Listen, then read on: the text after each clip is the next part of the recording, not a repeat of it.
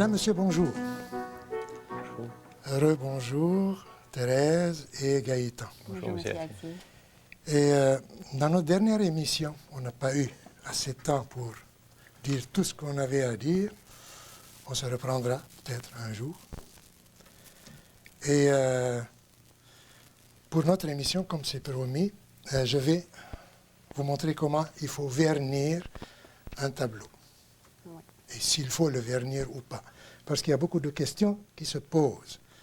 Et justement, ce que je vais montrer aujourd'hui, ça répond à plusieurs téléspectateurs qui m'ont écrit et qui sont inquiets de savoir comment il faut vernir, s'il faut vernir ou pas, s'il faut employer le vernis mat ou le vernis luisant et tout et tout. Je vais essayer, tant que possible, de répondre à leurs questions aujourd'hui. Est-ce qu'il faut vernir ou pas vernir? Définitivement, oui. Beaucoup de peintres se posent la question. Sans hésitation, il faut vernir. Est-ce qu'il faut vernir il faut employer un vernis mat ou un vernis luisant? Tout de suite, je dis un vernis luisant, pas mat. Pour quelle raison? Parce que vous, peintre, qui employez l'huile, et l'huile, c'est luisant. L'huile, c'est des couleurs qui sont vives. Si vous n'aimez pas la luisance, peignez mat, c'est-à-dire peignez avec de la gouache, faites du pastel, et ce n'est pas luisant. Voilà, ça répond à votre désir. Mais vous employez l'huile, eh bien, peignez, vernissez luisant. Bon, il y a une réponse à votre question. Si vous insistez à ne pas aimer la matité, et remarquez, c'est de votre droit. Ce que vous allez faire, vous allez acheter un vernis mat. Exemple. Quand vous achetez une bouteille, et c'est écrit, mettons, vernis d'amar, couleur à l'huile, c'est tout. Sachez que le contenu est un vernis luisant.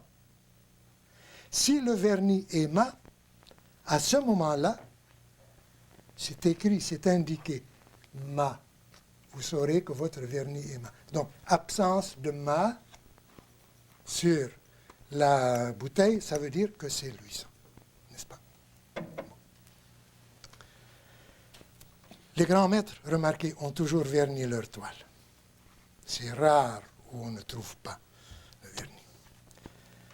Alors, il faut beaucoup de recommandations. Il faut que je vous donne beaucoup de recommandations à ce sujet. Vous voulez? Oui. Monsieur Atier, Oui. Combien de temps on doit attendre avant de vernir la toile? Oui, d'accord. Et pourquoi? D'accord. Vous avez bien posé la question. Elle est dans mes réponses. Elle est dans mon catalogue ici. Combien il faut attendre avant de vernir?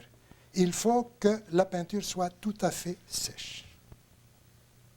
Et comment on peut savoir que la peinture est sèche ou pas? Il faut attendre au moins 6 mois si la peinture est lisse, 1 an au moins si la peinture est épaisse, où il y a plusieurs couches. J'ai apporté avec moi 2 genres. Voilà un genre, c'est une vieille peinture qui date depuis, c'était faite en 1950. J'étais encore aux Beaux-Arts, à Paris. Alors voilà, ça c'est lisse et c'est vieux. On peut attendre, une fois qu'elle est terminée, on va attendre combien? Mettons 6 mois et on peut la vernir. Mais si je prends une deuxième peinture où il y a de l'épaisseur, comme celle-ci, il faut attendre au moins 1 an. Pour quelle raison? Parce que les couleurs qui entrent dans la composition de cette peinture, il y en a d'épais et il y en a qui sont moins épais, lisses, comme ici. Exemple, là, vous avez de l'épaisseur, ça se voit. Ça se sent aussi avec la main. Là, vous avez de l'épaisseur, ici. On a de l'épaisseur dans les pleins, pas dans les vides. J'ai parlé des pleins et des vides. Vous le connaissez, Oui. vous autres. Le vide, c'est tout ce qui est dans le fond. Même la table, elle est considérée comme vide. Donc, c'est mince. Le plein, c'est tout ce qui compose le sujet. Par exemple, le bouquet de fleurs, la bouteille, le vase, les pommes, tout ça, l'assiette. Ça, c'est les pleins. Et généralement, les pleins sont plus empâtés que les vides. Ce qui arrive, que ici, comme étant donné qu'il y a moins d'épaisseur, ça va sécher plus vite. Donc, si toute la peinture était peinte dans cette épaisseur, léchée, vous attendez 6 mois. Elle est bonne pour être vernie. Mais s'il y a de l'épaisseur et qui a été faite par plusieurs couches, parce que la peinture, c'est couche par-dessus couche, par-dessus couche, à l'infini, jusqu'à ce que vous obtenez satisfaction. Mais c'est pour cela qu'il faut attendre 6 mois. Si on vernit avant ce terme, que ce soit pour l'un ou que ce soit pour l'autre, c'est-à-dire que la peinture n'est pas tout à fait sèche, eh bien, je regrette, cette peinture, elle va craquer à la longue. Pour quelle raison elle va craquer? C'est simple à expliquer. La peinture qui entre dans la composition de ce tableau, il y en a qui vont sécher vite, comme les terres, les ocres, et il y en a qui vont sécher très lentement. Si on prend le blanc, le poison, j'aime toujours l'appeler poison, pour qu'il reste toujours dans la tête. Si vous prenez le blanc, il y a le blanc d'argent qui va sécher beaucoup plus vite que le blanc de titanium. Le blanc d'argent va sécher en 48 heures. Le blanc de titanium, il va sécher dans 120 heures. Imaginez, le blanc de titanium est entré dans la composition, mettons, de ce bouquet. Le blanc de titanium. Et mettons qu'il y ait des ocres qui sont des terres qui sont entrées encore dans la composition. Alors, si vous allez vernir dans 6 mois, le blanc de titanium et les couleurs avec lesquelles on l'a lié, on l'a mélangé, n'est pas encore sec et vous avez verni par-dessus. En vernissant, vous avez coupé l'oxygène de l'air qui aidait les couleurs qui ne sont pas sèches à sécher. Parce qu'une couleur, pour sécher, demande l'oxygène de l'air. Or, comme cette couleur-là, disons, elle n'est pas encore sèche et vous avez verni précocement, elle veut sécher. C'est comme vous ne pouvez pas rester sans respirer pour vivre. Lui, elle, cette couleur veut sécher. Et pour sécher, elle demande l'oxygène de l'air. Mais l'oxygène de l'air est barré. Alors, qu'est-ce qu'elle fait? Elle souffle des petits châssis dans le vernis pour aller prendre l'oxygène de l'air pour sécher. C'est de là où viennent les craques.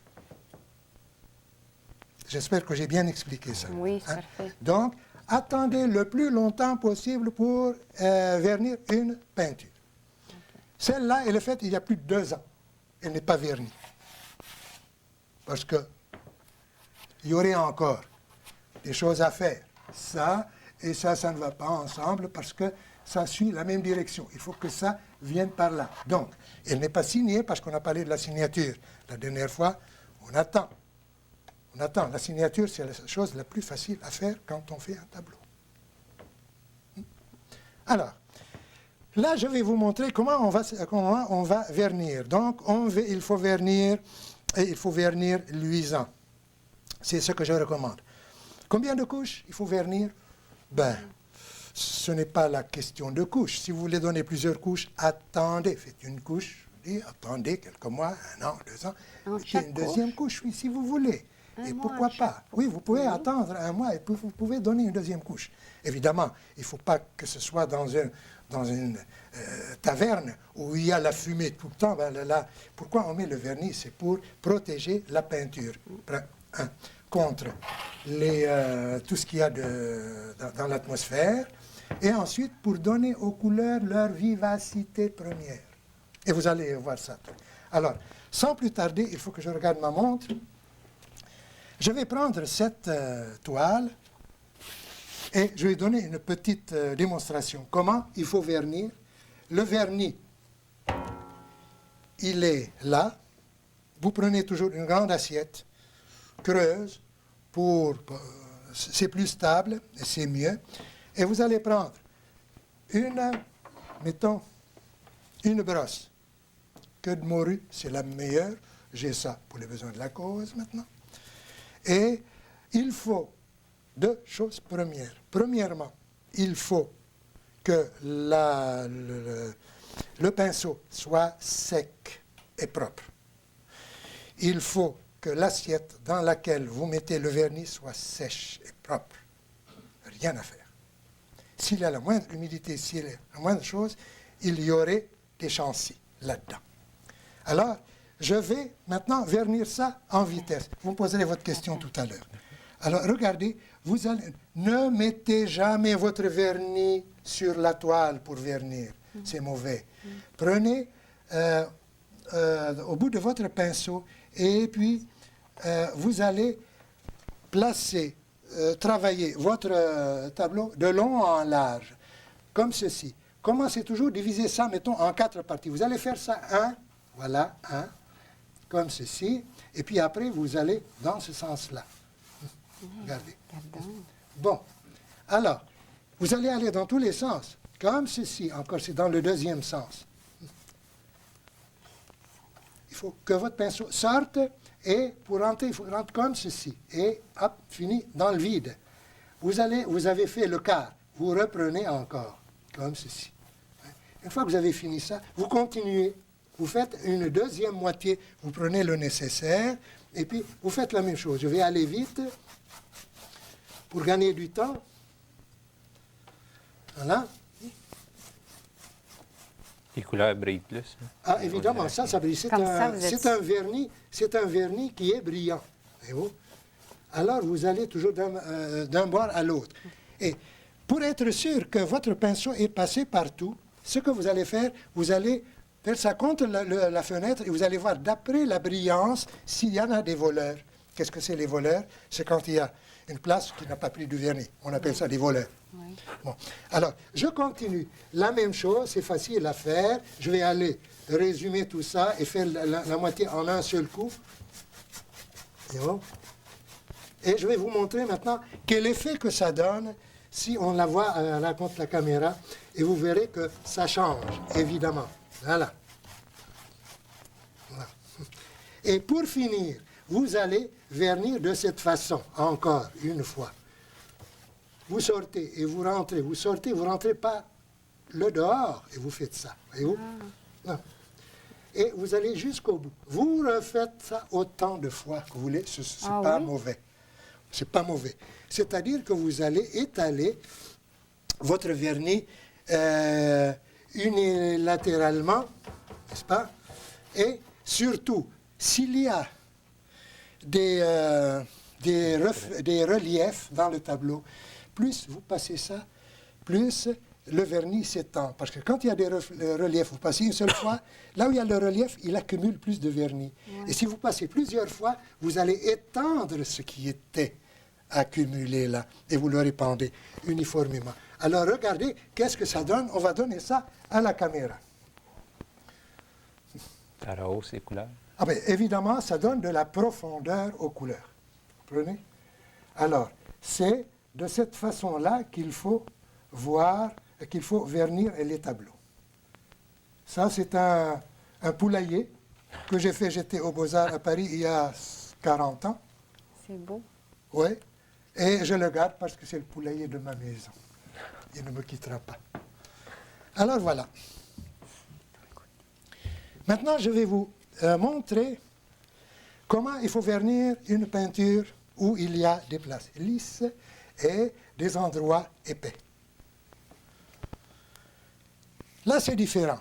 Ce que je vous montre là n'est pas très connu. Les notes que je vous donne souvent, c'est des notes inédites que j'ai puisées dans les cours de mes professeurs et ça n'a jamais été publié. Alors chaque professeur avait ses notes, ses expériences personnelles. Il les gardait jalousement et c'était ses cours. Alors, il donnait à ses élèves studieux, il leur passait les cours et nous autres, on copiait les matières qui nous convenaient. Alors, en voici une. Maintenant, je veux vernir ceci, ça n'a jamais été verni. Qu'est-ce que je fais? Je peux procéder de deux façons. Premièrement, la première, qui est la meilleure, vous allez prendre votre vernis. Évidemment, c'est sec, et pour vernir, il faut toujours vernir sur, comme j'ai fait pour celui-là, sur une, je vais le mettre il faut que je le mette horizontalement pour que le vernis ne dégouline pas. Mais là, il faut toujours mettre sa toile sur une surface plane. Dans une chambre où il n'y a pas de courant d'air. Parce que, vous voyez, hein, le rayon de soleil, ça démontre que dans l'atmosphère, il y a beaucoup de poussière. Ça peut coller. Il ne faut pas qu'il y ait de courant d'air. Il ne faut pas qu'il y ait de l'humidité dans la salle. Et s'il y a de l'humidité avant de vernir votre toile, mettez ça à tout près d'un chauffage, que ça sèche un peu, et ensuite vous allez vernir. Donc, humidité, c'est l'ennemi terrible d'une toile. L'humidité, méfiez-vous. Alors, regardez bien, on peut procéder de plusieurs façons. Mettons, on peut procéder d'abord faire une première couche comme j'ai fait pour celle-là. On met ça donc horizontalement. Si je le mets comme ça, c'est pour montrer à la caméra comment il faut procéder. Mais supposons que ça, c'est horizontal. On peut passer une première couche rapidement, égale partout. On attend, mettons, 2 heures, 3 heures, ou le lendemain. Ou bien on peut commencer comme je vais commencer maintenant. Vous allez, avec votre pinceau, couvrir votre toile dans le même sens où le peintre a peint son tableau. C'est-à-dire, quand j'ai peint ça, j'ai fait ce mouvement, comme ceci. C'est là le secret. Alors, celui-ci, j'ai manipulé mon pinceau de cette façon-là. Regarde ça. J'ai suivi le mouvement. J'arrive ici, le bleu, le noir, voilà ce que je fais. Regardez. Tout à fait, je suis le même mouvement, même je peux reprendre et faire ça. Regardez. Hein. On dirait qu'il peint. Voilà. Et là, c'est la même chose. Ici. Là, il y a de l'épaisseur.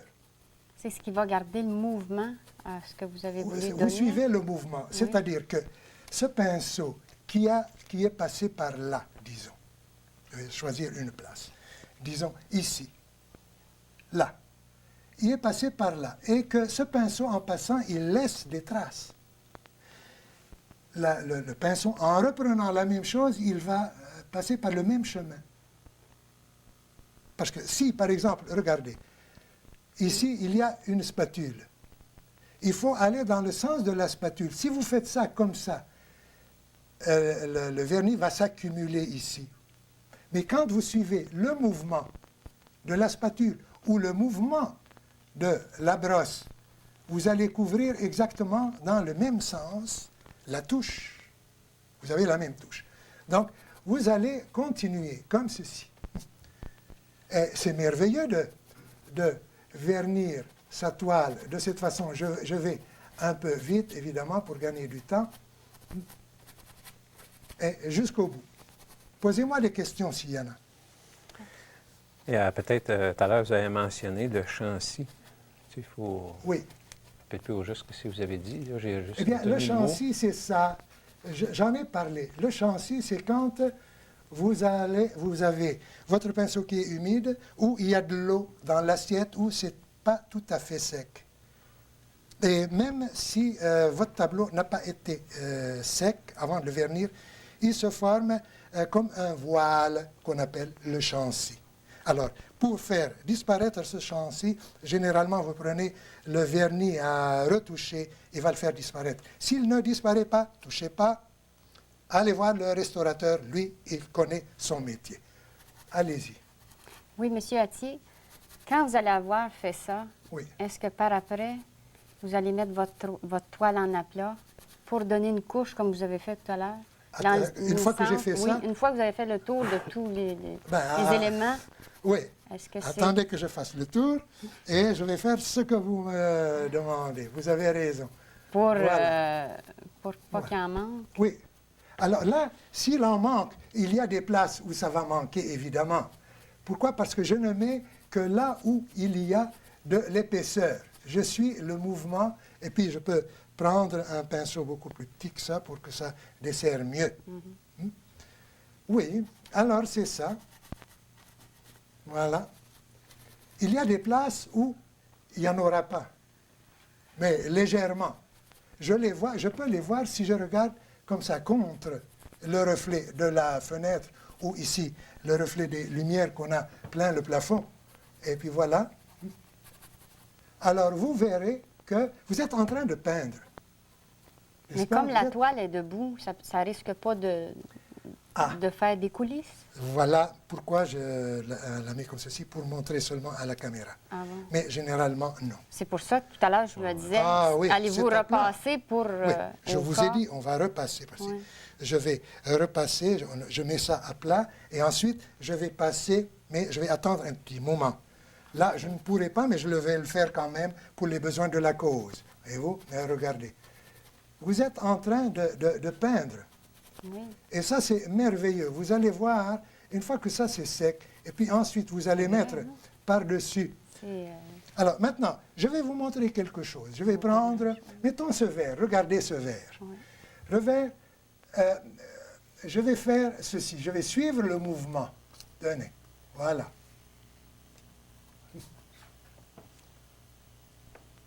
Et vous allez voir comment les couleurs vont ressortir par rapport à ce qu'il y a autour. Alors, quand on me dit les peintures, il ne faut pas qu'elles soient vernies luisants, eh bien, la réponse est là. Regardez ce ton et regardez ce ton qui est à côté, n'est-ce pas? Alors, il faut toujours vernir. Et vernir comme si on est en train de peindre. Vous suivez le mouvement. Voilà. Et vous descendez, vous suivez le mouvement complet. Vous avez dessiné votre verre, pour ainsi dire, avec une matière transparente. Et vous continuez à faire ça aussi. Regardez la même chose ici.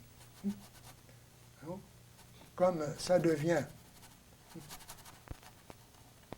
Et vous pouvez reprendre plusieurs fois, comme si vous êtes en train de peindre exactement. Et ce sera bon, ça. Si vous prenez, là c'est la même chose, regardez, on a fait ça tantôt. Regardez comme les couleurs ressortent tout de suite. Voilà. Les raisins se fait comment? Quelques petits coups de pinceau, rond. C'est tout. Voilà. Là, faites ça comme ceci, dessinez par-dessus. Quand c'est un personnage, c'est la même chose? Ah, pas tout. Tout dépend de l'épaisseur et du pinceau qui a été employé. Maintenant, je vais prendre mon même pinceau et je vais finir, parce qu'on n'a pas le temps, malheureusement, c'est toujours ainsi, je vais continuer à vernir, même si c'est debout. Il vous arrive souvent de vernir debout comme ceci. Si, par exemple, vous faites une fresque ou un tableau qui est au mur, vous devez vernir comme ça. C'est pour cela que je me permets, moi, de vernir ce tableau debout. Debout, pourquoi? Parce que, voilà, il arrive souvent que vous devez vernir un tableau debout. Voilà. Supposons que ça, c'est sec, et vous pouvez être sûr que ceci va prendre beaucoup plus. Voilà. Est-ce qu'il aurait fallu que votre bouquet de fleurs soit sèche avant de faire ce que vous faisiez, là? Oh, oui, certainement. On a dit un an, au moins un an. Bon, alors, je continue. Et puis voilà.